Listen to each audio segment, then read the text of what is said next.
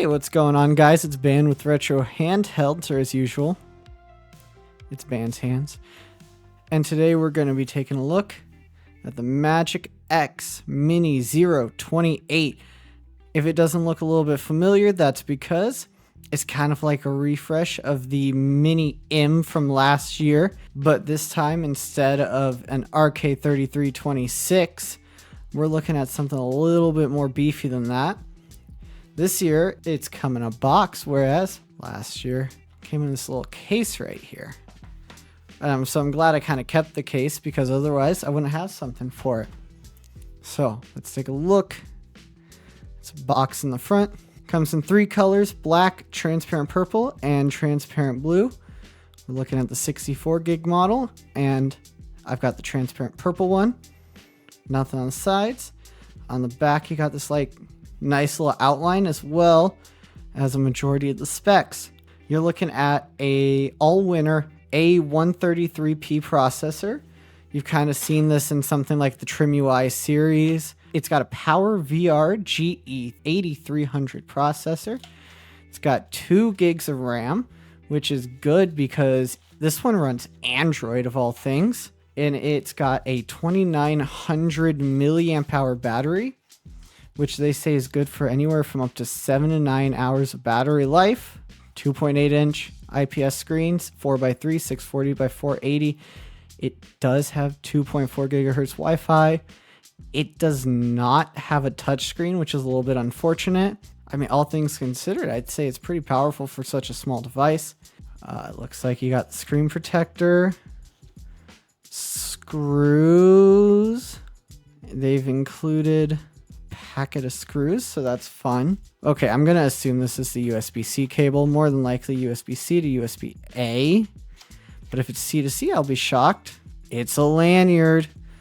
Who can forget? This one's less stretchy than the last one, but actually I kind of like it a little bit more. There it is. USB-C to USB-A. Why am I not surprised?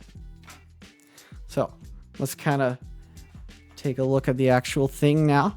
It's a familiar looking body. We saw the MagicX XU Mini M last year. The bottom, you got dual speakers, headphone jack, as well as your power button. On the right side, you got microSD card slot. On the left side, you got second microSD card slot. On the top, got USB-C, one's for charging, one's for OTG.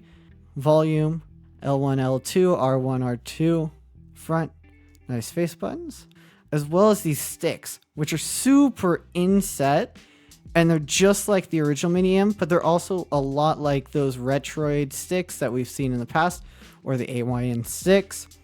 And honestly, I really like these sticks. They're super nice, and I'm glad to see more companies are using them.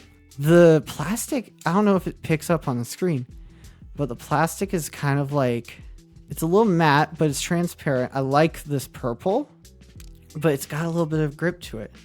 And it's got a fan vent, so we'll kind of see how warm this thing gets. The Trim UI brick definitely gets a little bit warm in the back, so this might be a little bit helpful. The almighty peel. Yeah, I actually really like this texture. It's really nice. So let's turn it on and see what you get. Well, that just looks like Daijisho. They've got Dreamcast. So I have the 64 gig model. If you're gonna buy these, I will say you're looking at, oh sorry, it's not a no card, it's a 16 gig card if you get the base one. That's $55. For an extra $4 you get the 64, and then for $66 you get the 128 gig model. Depending on how it's set up, I mean, you could get away with like the smaller SD card. It's really not a bad choice either way. Oh my gosh, that's loud. That was really loud. It kind of scared me.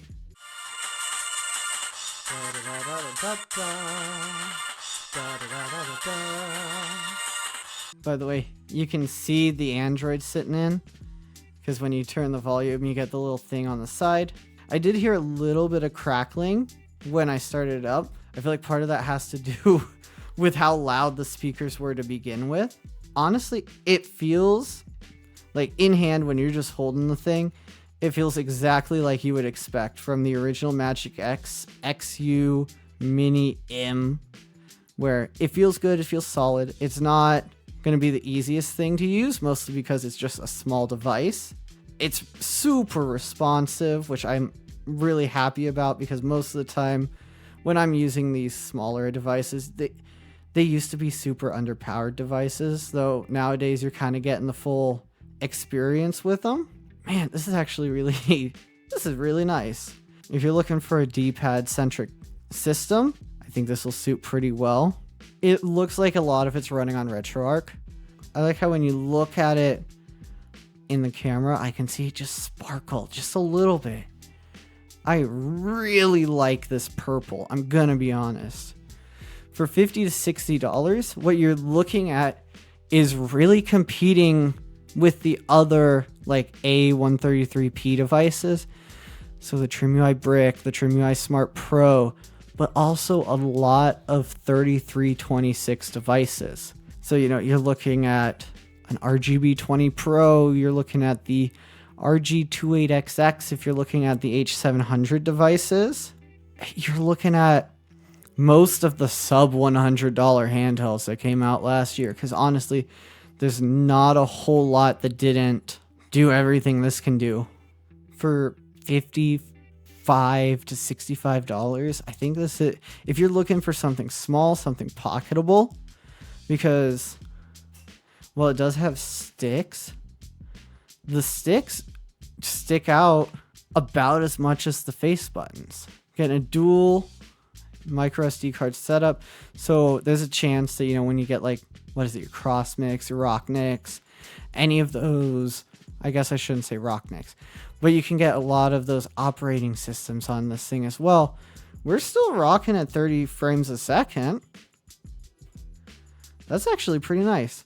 I'm giving the sticks a test mostly just so that I can say, hey, they feel a lot like the Retroid sticks. They feel a lot like the AYN chips. They feel really good. It's moving pretty well at 30 frames per second. I like it. I'll stop here. Let's review real quick. Let's see. Dual Retroid style sticks. Really nice responsive face buttons. Shoulder buttons a little bit mushy for my liking, but they're not terrible. And it is a small handheld. 2.8 inches. Used to be kind of like, it was always like that pocketable range, but it wasn't what everyone was after. But if you're looking for a device that's just small, put it away, it runs the emulators that you want, this is pretty solid. I'm not going to recommend it because, well, if you follow along, it's RH. There's like way too many other guys that are talking about this thing as well. Sorry, this is a late revelation. The Mini M has really clicky, solid shoulder buttons. The MagicX Mini Zero 28, on the other hand, they're really quiet. They're really almost mushy to a point, but they're not bad. You cannot hear these. Absolute silence. Welcome to the button ASMR where nothing gets done. Oh, one other quick thing. Because it's not a touchscreen, you do have to use mouse mode in Android, which is usually done by activating and holding the R3 button and then moving it around with L1. That is unfortunately how you get to these menus up here. So if you want to change brightness, you need to get used to this. Anyways, follow along. You'll see videos from Zoo. You'll see articles on the RH website. You'll see me talking about mini handhelds because I like small handhelds. The GKD Pixel is currently my favorite, but the Mini Zero 28 is going to have some hard competition because the Pixel 2 is coming out. It may be a 3326, but it's not going to be bad. Allwinner A133P. This is a solid device. I love this purple. It's really like rough and textured, and I just want to... I like it. Thanks for watching.